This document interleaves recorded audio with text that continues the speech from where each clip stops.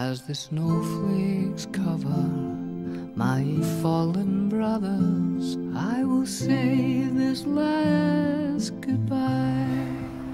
Olá pessoal, bem-vindos ao videocast do Papo de Cinema. O assunto hoje é O Hobbit, a Batalha dos Cinco Exércitos, o fechamento da trilogia então, né, do Peter Jackson, que chegou aos cinemas, e agora a gente conversa sobre esse filme com direito a spoilers, claro, né? Muitos spoilers, né? Muitos, porque é o final da trilogia, afinal de contas, não tem muitos spoilers, né? Então quem morreu, quem não morreu aqui aparece no videocast. Aliás, eu fiquei sabendo que Matheus Bonês quase deixou cair uma lágrima na morte de um grande personagem dessa trilogia. Pois é, mas acho que mais pela minha afeição a Tauriel do que o...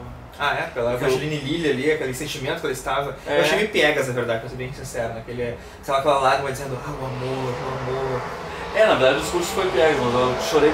Realmente foi bem desenvolvido o romance deles, assim, né? O segundo, terceiro filme mais, né? E acho que ele teve um ponto tão dramático da história, porque foi dramática a luta, né, pra chegar à conclusão da morte do Kili, né? Kili. Tem o Kili. Kili e o Philly, muito, ambos inclusive, né? Spoilers, aliás, aparecem no filme. A família toda, né? É aquela coisa, né? Os anões todos, praticamente. Uma coisa que eu não curti muito do Hobbit... A história do Hobbit são 13 anões que vão junto ali com o Bilbo e com o Gandalf fazer aquela aventura. Só que os anões do filme, eles tipo... Tem 3 ali que são os principais, 4 no máximo, os outros só fazem figuração, né? Tipo, não... Ainda nem, né? Que a gente feia, né? A gente não lembra o nome, Bofur, Tofu, sei lá. Não lembro o nome porque eles não fazem diferença na história. Isso eu achei meio palha. Mas, a bem da verdade, quando fui assistir o filme, eu não revi os outros dois, já tinha visto quando estrearam. E fui assistir e meio que, sabe quando tu é jogado, parece de paraquedas na história, tipo, porque ele começa já com o Smaug já botando fogo na casa dos homens lá. Aliás, ele já encerra a história do Smaug ali, né? A introdução do filme é a morte do Smaug, né? Já bem spoilerzão, assim. E que era a parte que eu mais queria ver do filme, inclusive, era a morte do Smaug, e já foi da primeira 5 minutos do filme, ele já aconteceu, dos primeiros 10, 15 minutos. E depois o resto comecei a apenas contemplar a Terra-média. Uma coisa que depois que eu comecei a ver o filme, eu percebi cada vez mais como aquele deslumbramento na Terra-média acabou passando com o passar do tempo, desculpa a redundância, né? Quando tu viu a Terra-média lá no primeiro Senhor dos Anéis, no segundo, era aquele deslumbre realmente, né? Aquela coisa, sabe, tu ficar maravilhado com as imagens que o Peter Jackson trazia da Nova Zelândia, claro, que é a locação que ele fez, mas também os efeitos especiais que ele tinha. Sim. Agora, nesse Hobbit, me pareceu digital demais. O deslumbramento que eu tinha já não é mais o mesmo, talvez a imagem acabou ficando prejudicada com eu não sei o saturamento. Qual sessão tu foi ver? Eu fui ver a 3D no 30 frames por segundo. Não, eu vi a normal, a normal. Também sinto essa sensação ótimo, né? Também sinto isso de ser meio digital demais, mas ao mesmo tempo achei incrível, assim, talvez pelo... que eu gostei, o primeiro filme eu vi também na versão de 30 frames por segundo, o segundo não. E o segundo acho que até é o que tem mais ação pra isso, né? Mas eu gosto, essa aí é a parte que eu mais gosto talvez do filme, são os efeitos. Eu não consegui encarar o Hobbit, não tive muita expectativa, eu acho, que nem muitos fãs da série, muitos fãs do livro. Assim como eu não tinha expectativa nenhuma quando eu vi a trilogia do Senhor dos Anéis, porque eu não li os livros, e quando eu comecei a ler depois do primeiro filme eu achei meio chato os livros. Isso, no máximo 100 páginas do primeiro eu achei, não cabia pra mim aquilo, então segui pelos filmes, beleza, sabe, gostei muito. E o Hobbit também não tive aquela expectativa tanto, tipo, o primeiro filme do Hobbit eu achei tão sem graça, tão enrolado, aquelas cenas que eu acho desnecessárias, tipo a cantoria dos anões lá no... Que é algo super presente no livro, né, então, e por isso... Mas aí é que tá, eu acho que é muito coisa pra fã do livro, sabe, eu acho que no filme não faz diferença nenhuma, tipo, é só pra encher linguiça mesmo das 3 horas de duração. Pois é, que bom que esse último tem 2 horas e 20, né? Porque foi eu gostei muito disso. É um filme curto, tipo, é muita ação. Curto ótimo, né? Curto para Peter Jackson. Né? Para Peter Jackson. Muita ação, vai finalizando tudo sem muita enrolação. Uma coisa que ele aprendeu, acho que talvez no Retorno do Rei, para esse filme, é não fazer 50 finais, né? Não tem 50 finais do filme. O filme tem no máximo 2. E deu. Pra fechar ali umas pontas soltas e acabou. Os desfechos são muito bons. O desfecho realmente é bom, e eu acho que É que o problema é que o primeiro filme, que é Uma Jornada Inesperada, tinha cenas do livro que eu queria muito ver. Como, por exemplo, o encontro entre o Bilbo e o Sméagol. Aquele velho problema das adaptações de Bilbo. Que eu queria muito poder assistir, e eu assisti e achei que foi uma cena muito bem realizada. Assim como também a cena que os Trolls viram pedra, né, no primeiro filme que eu queria muito ver. No segundo filme eu queria muito ver, que é a Desolação do Smaug, eu queria muito ver O Smaug isolado. Os anões dos barris, né, fugindo, e que foi a cena também muito legal. Só que no terceiro eu já não tinha muita coisa que eu queria ver, porque acho que já tinha esgotado o que eu queria. E o filme, sabe, tem pouco diálogo, é muita luta, sabe, uma coisa que eu não gosto tanto das duas torres do Senhor dos Anéis, por causa disso também, que a batalha era enorme, sabe, parece que nunca vai acabar a batalha, e esse também tem um problema, eu acho que a batalha é demais, são 45 minutos, parece, de luta. Esse até... Eu acho que dá em demasia, eu acho. Dá em demasia, mas, já que teve 3 filmes, pelo menos deu uma importância boa pra batalha, sabe, não foi aquela coisa, tipo... que nem tu disse agora dos 50 finais, ele poderia ter reduzido o número das batalhas e aumentado a finais, talvez, né? Daí então, é pior, né? Eu acho que esse é pior, tipo, eu não via outro motivo além pra ter 3 filmes se não fosse realmente deixar uma grande batalha pro final, sabe? E realmente teve uma grande batalha pro final, isso eu gostei bastante. E é o modo como depois tu vai contando quantos exércitos, já que são a batalha dos 5 exércitos, né? Eu também fui contando, né? Quando eu comparei falta um, daí daqui a pouco chega voando, né? Daí tu vê, 5 exércitos, ok, agora fechou, né? Agora não tem mais spoiler. Agora não tem mais o que aparecer, né? Mas isso eu gostei bastante, assim, não teve... As atuações também estão... Não, acho que isso boas, realmente, eu gosto muito. Eu gosto muito da Kate Blanchett, né? Da Galadriel. Galadriel, sim, desde o Senhor dos Anéis. Assumindo o poder dela, né? Tipo, mas fazia tempo que a gente não via isso, a gente só via ela falando, voz mansa e tipo, ecoando, assim, né? Uma coisa etérea dela. Ela virou bicho dele. Ela virou bicho, tocou na TPM, tipo, fez uma cena muito boa e muito trash, né? A cena. Trash no sentido, tipo, não parecia o tanto do Peter Jackson, assim. Quando apareceu no começo da carreira, né? Quando apareceu o vilão, assim, na hora, assim, aquele espírito, assim, tipo, parado, assim, sem se mexer, só falando.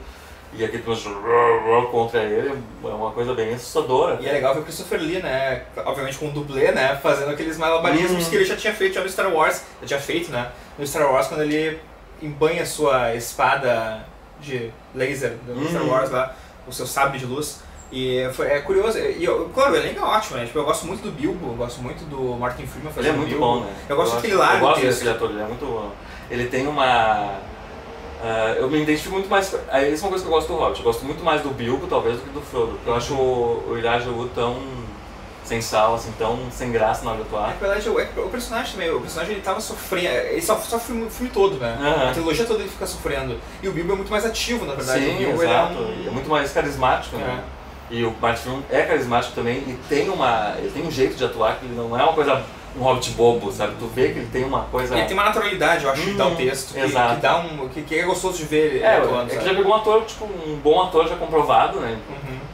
Em inglês, né? O Martin Freeman, tipo, tem muitos filmes bons dele na Inglaterra, não é muito conhecido fora do eixo ali. Ainda que ele tenha pego alguns papéis bons, mas não conseguiu estourar, né? Por exemplo, ele pegou o Guia do Mochila das Galáxias, que ele é o protagonista, que tinha tudo pra estourar, não estourou. Sim. Ele fez, sei lá, outras coisas e parecia que nunca estourava, sabe? O Jack lembra o Martin Freeman no Simplesmente Amor. Exatamente, ele é o cara lá. Que é uma das histórias mais engraçadas, que é os dublês de cenas de sexo. Isso, né? Que é bem bom. Ele é muito já bom naquela época, então imagina agora, depois de anos de atuação. Sabe? Sim, ele é o Watson do Sherlock, né? Considerado como o Cumberbatch, que faz a voz do Smaug, que é uma voz.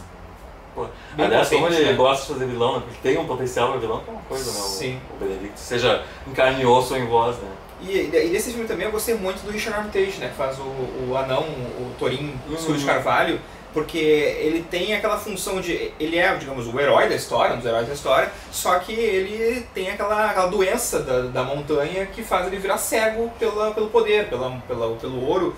É uma das coisas mais legais da trama, eu acho, do primeiro, tipo... Acho que é a jornada mais interessante do personagem da história, né? Sim, porque é o maior conflito que tem, né? Porque tanto que surge praticamente a última guerra ali por conta disso, né? Sim, porque ele...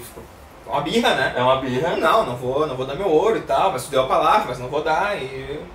Vamos pra guerra, então. Uma birrinha bem tipo, mesquinha, mas que tipo, tem um fundo psicológico ali bem interessante, bem aprofundado até. E mostra o quanto o Bilbo é inteligente, né? Porque daí como ele tá... E isso aparece no segundo filme, né? Ele tá em poder da gema que o Thorin deseja pra virar realmente o rei de fato, ele guarda pra ele, não diz pra ninguém, e acaba saindo do lugar onde ele tá, que é a montanha, e presenteia então os elfos e os homens com aquela gema pra eles terem alguma coisa pra para negociar. E isso mostra, né, as artimanhas que o Bilbo ele tem. Ele é um sujeito inteligente, é um sujeito que pensa e diz, olha, talvez isso realmente fira o meu relacionamento com o Thorin ou com os anões. Sim. Mas eu sei que isso talvez possa preservar uma guerra, então ele parte pra isso. Aliás, falando dos elfos, uma coisa que eu gosto muito ali, que o Peter Jackson, ele faz isso geralmente nos filmes, ele desenvolve bem o arco dos personagens em geral, dos planos que ele mais gosta, né? Mas, por exemplo, o personagem do Lee Pace, que é o líder dos elfos, no primeiro e no segundo filme tu tem muita noção de, não é que ele seja um vilão, mas ele é aquele rei arrogante e ponto, né? Sim. E nesse último não, tu consegue perceber as pequenas nuances dele, tanto,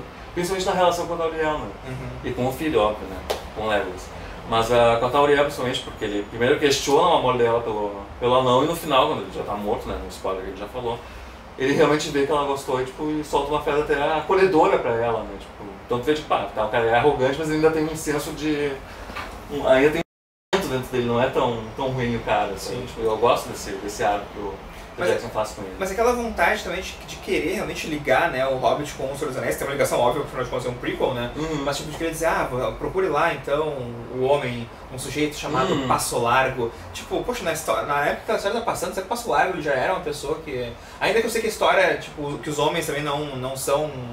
Tipo, não duram 80 anos como a gente duram mais tempo e tal, os elfos mesmo são imortais, aquela coisa toda. Mas sei lá, achei meio desnecessária aquela frase ali, sabe? Solta ali.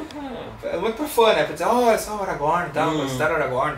Eu achei legal o final realmente que dá aquela ligação ali, já pega o Ian Holm que fez o Bilbo nos trilogia já. Dá aquela ligação direta com a primeira cena do Senhor dos Anéis, que os dois se relacionam juntos, o Gandalf, no caso o Ian McKellen com o Ian Holm. Achei bonito aquilo lá, achei que fechou bem. Eu gosto muito do fechamento do arco do Bilbo, né? Tipo, afinal, ele foi tipo o responsável humanitário, digamos, de toda essa história. Mas quando ele volta pra casa, e aí? E daí eu acho muito legal, tipo, aí mais uma história, né? Tipo, ele volta pra casa, tipo, na casa dele, não usa ninguém, na verdade. Ninguém sabe, né, o que ele fez. Ele não deixou de fazer, tipo, tanto que estão leiloando todos os objetos da casa, que não são poucos, né? Objetos da casa dele. E ele praticamente fica sem casa, tipo, quer dizer, tem a casa dele, mas não tem nada mais dentro, né? Então, tipo, eu acho legal isso, tipo, é um herói que não teve o reconhecimento, né? Que vários heróis, antigamente tinha esse lance, né? O herói, por exemplo, o herói tinha o seu alter ego, e o Clark Kent nunca teve aquele, olha só, Superman e tal, o cara que faz tudo, ou Bruce Wayne e tal, nunca teve isso, então acho que é interessante também voltar a isso. Mas ainda é o Peter Parker, né? Não, o Peter Parker é um fudido, sempre tá na pior, né? Mas será que, Matheus, que acabamos de ver Terra-média no cinema? Será que não vai ter mais o Silmarillion, os Contos Inacabados? Peter Jackson falou que não volta pra Terra-média, né? Mas acho que ele deu encheu o saco. E até porque não fez tanta, óbvio que fez muito sucesso, mas também não fez aquela coisa do Senhor dos Anéis, né? No Brasil, pelo menos, o que a gente sabe é que a bilheteria do fim de semana foi a maior bilheteria da Warner do ano aqui no Brasil. Foi 16 milhões de reais no fim de semana e somando com as pré-estreias é mais de 18 milhões. Mas a bilheteria no Brasil não dá pra contar muito, ela é sempre meio contrária ao resto do mundo, né? Tipo, não sei, a gente pega uns filmes, a gente elege alguns filmes pra serem sucesso que não... Nos Estados Unidos não estreou ainda, vai estrear agora nesse próximo fim de semana. Mas os outros dois, tudo bem, fizeram grandes bilheterias, mas tipo, não chegaram à marca do... não foram sucessos retumbantes quanto foi o próprio Senhor dos Anéis. Não foram retumbantes nem de crítica também. É muito menos, né, de crítica do que de público. Eu acho que se o Hobbit fossem talvez 2 filmes, um pouco mais enxuto, eu acho que ele funcionaria melhor. Do jeito que a Batalha dos 5 Exércitos terminou, pra mim ele foi tão bom quanto o segundo ou quanto o primeiro. E pra mim não convenceu. Os 3 filmes são filmes bem médios pra mim, eu não me empolguei com nenhum dos 3 filmes. O que eu fiz foi realmente, como eu te disse, eu não tive expectativa nenhuma, eu encarei como uma grande diversão. Eu não encarei como uma coisa mais cerebral, talvez o Senhor dos Anéis seja um pouquinho mais nesse sentido. O Hobbit ele não é tão adulto quanto ele é mais ingênuo, a história é muito mais ingênua, tipo, é uma batalha... E gosto mais como fã dos livros, né, eu gosto bem mais do livro Hobbit, por exemplo, do que os livros do Senhor dos Anéis. Mas como o Peter Jackson fez um trabalho tão bem adaptar o Senhor dos Anéis para o cinema, e é uma adaptação, inclusive, que não é tão fiel assim. Poderia ser muito mais fiel e não é. E eu pensei, bom, talvez no Hobbit ele faça isso de novo. Ele foi bem menos fiel agora no Hobbit, mas não gostei tanto do resultado final. Como eu disse, não me empolgou, talvez por ser fã e por esperar alguma coisa, por ter expectativas, talvez o filme não tenha respondido às expectativas. Talvez eu critique o filme muito mais pelo que eu gostaria que ele fosse do que pelo que ele é, mas eu achei o filme médio, assim, não é um filme ruim, longe de ser. Filme médio, Terra-média. É um filme médio, eu acho que ele é bem realizado, tem bons momentos, tem bons atores, Peter Jackson é um diretor interessante, mas realmente não supriu as minhas expectativas, pelo menos, pra voltar na Terra-média, ficar deslumbrado como eu gostaria de ter ficado como primeiro trilogia. Mas eu vou dizer, tipo, eu gostei muito, mas também é um filme que daqui a semana que vem, tipo, eu vou ficar dizendo, legal. Sabe, nada que vai me marcar também, tipo, não é um Senhor dos Anéis realmente que tu pensa, tipo, é um filme grandioso. É um filme grande, mas não é isso tudo. Diferente de nós, então, o Roberto Milani, que escreveu a crítica do Hobbit, A Batalha dos Cinco Exércitos, adorou o filme, inclusive deu 5 estrelas, Deu 5 estrelas para o Hobbit. Eu daria então 3,5, acho. Acho que eu iria com 3 estrelas, talvez. 2,5 talvez. Mas o Roberto escreveu a crítica, 5 estrelas. Quer conferir a crítica? Vai no papocinema.com.br, que tem crítica não só desse último Hobbit, dos 2 primeiros também, a trilogia do Senhor dos Anéis. Tem confronto também, né? O Hobbit está mexendo ali com os nossos brios no Papo de Cinema. Tem confronto no Papo de Cinema, então confere por lá. E se tu gostou do nosso vídeo, curta aí nosso videocast. Assina aqui no Assina aí, por favor, né? E até a próxima semana com mais videocast Papo de Cinema. Grande abraço. As the snowflakes cover my fallen brothers, I will say this last goodbye.